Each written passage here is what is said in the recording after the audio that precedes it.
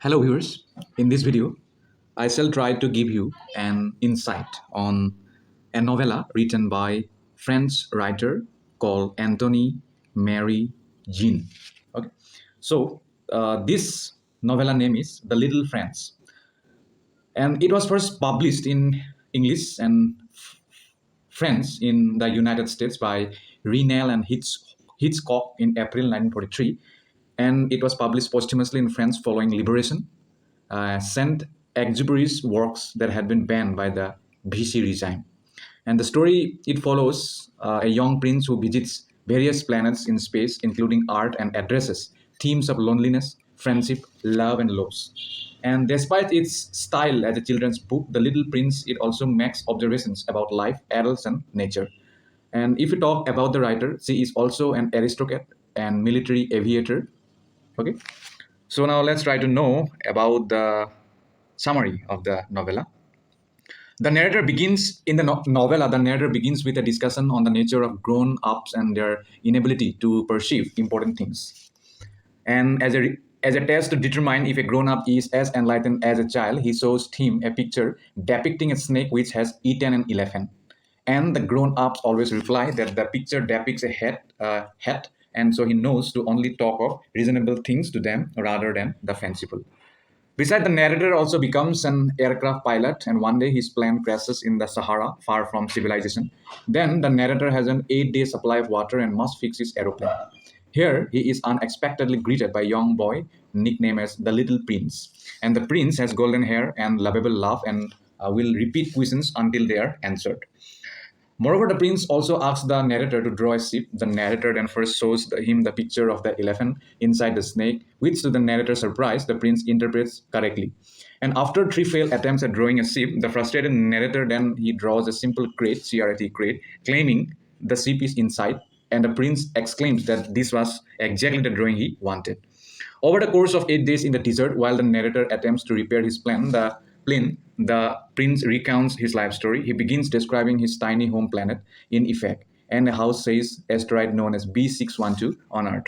Then the asteroid's most prominent features are three minuscule volcanoes, among them two active and one dormant or extinct, and a variety of plants.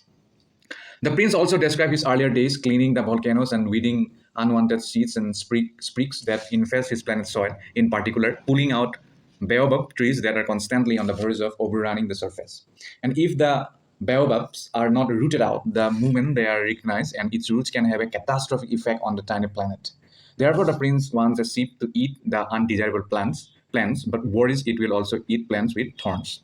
So here, I would like to add one thing that this is diametrically related to science theme. So if you don't know science, then you have to study deeply about the plot of this story. Then only things will keep inside your mind.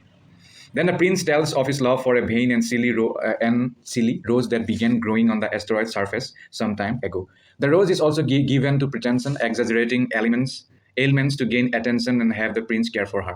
The prince says that he nourished the rose and tended to her, making a screen and glass globe to protect her from the cold and wind, watering her and keeping off the caterpillars. Although the prince fell in love with the rose, he also began to feel that she was taking advantage of him, and he resolved to leave the planet to explore the rest of the universe.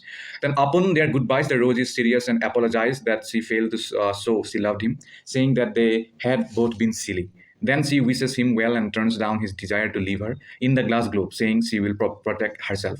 Then the prince laments that he did not understand how to love his rose while he was with her and should have listened to her kind actions rather than her vain words. Then the prince has since visited 6 other planets, each of which was inhabited by a single, irrational, narrow-minded adult, each meant to critique an element of society. And they include a king with no subject who only issues orders that can be followed, such as the commanding the sun to set at sunset. Then an narcissistic man who only wants the praise which comes from admiration and being the most admirable person on his otherwise uninhabited planet. Then a drunkard who drinks to forget the shame of drinking. A businessman who is blind to the beauty of the stars and instead endlessly counts and catalogs them in order to own them all. Then a lamplighter on a planet so small a full day lasts a minute. He wastes his life, blindly following orders to extinguish and relight the lamp post every 30 seconds to correspond with his planet's day and night. Then an elderly geographer who has never been anywhere or seen any of the things he records, providing a caricature of specialization in the contemporary world.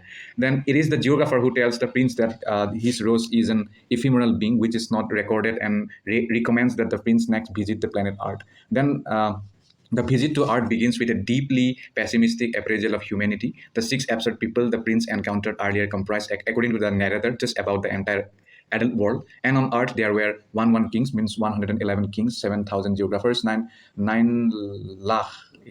9 lakh businessmen, so 7.5.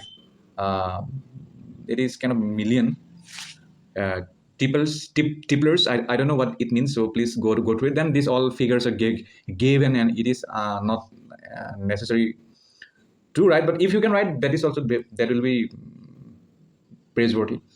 And since the prince landed in a desert, he believed that Earth was uninhabited, and he then met a yellow snake that claimed to have the power to return him to his home, and if he ever wished to return home. Then the prince next met a desert flower who told him that she had only seen a handful of men in this part of the world, and that they had no roots, letting the wind blow them around and living hard lives. After climbing the highest mountain he had ever seen, the prince hoped to see the whole of Earth, thus finding the people. However, he saw only the enormous, desolate landscape. And when the prince called out, his echo answered him, and which he interpreted as the voice of boring person who only repeats what another says. Then the prince encountered a whole row of rose bushes, becoming downcast at having once thought that his own rose was unique, and thinking his rose had lied about being unique. Then he began to feel that he was not a great prince at all, as his planet contained only three tiny volcanoes and a flower that he now thought of as common. And then he laid down on the grass and wept until a fox came along. Then the fox desired to be tamed and taught the prince how to tame him. And by being tamed, something goes from being ordinary and just like all the others to being special and unique. There are drawbacks, since the connection can lead to sadness and longing when apart. From the fox, the prince learns that his rose was indeed unique and special because she was the object of the prince's love and the time, and he had tamed her, and now she was more precious than all of the roses he had seen in the garden. Upon their departing, the fox impart a secret. Important things can only be seen with the heart, not the eyes. Then the prince finally meet the two people from Earth. A railway switchman who told him how passengers constantly rush from one place to another aboard trains, never satisfied with where they were and not knowing what they were after. Only the children among them ever bothered to look out the windows. Then a merchant who talked to the prince about his product, a pill that eliminated the need to drink for a week, saving people 53 minutes. Then back in the present moment, it is the 8th day after the narrator's plane crash, and the narrator and the prince are dying of thirst. Then the prince has become visibly morose and saddened over his recollections and longs to return home and seize his flower. Okay. Then the prince, he found out a well. Well means you all know where water is preserved and kept, saving them. The narrator later found that the prince talking to the snake, discussing his return home and his desire to see his rose again, who he worried had been left to fend for herself. Then the prince bid an emotional farewell to the narrator and stated that if it looked as though he had died, then it is only because his body was too heavy to take with him to his planet. Then the prince warned the narrator not to watch him leave, as it would upset him. Besides, the narrator, realizing what will happen, refused to leave the prince's side. Then the prince consoled the narrator by saying that he only needed to look at the stars to think of the prince's lovable laughter, and that it would seem as if all the stars were laughing. Then the prince walked away from the narrator and allowed the snake to bite him, soundlessly falling down. With the passage of time, we got to know that the next morning the narrator was unable to find the prince's body. Then he finally managed to repair his aeroplane and left the desert. Then it was left up to the reader to determine if the prince returned home or died. Then the story ends with a drawing of the landscape where the prince and the narrator met, and where the snake took the prince's corporeal life. Then the narrator requests to be immediately contacted by anyone in that area, and encountering a small person with golden curls who refused to answer any questions. Like that, it ends.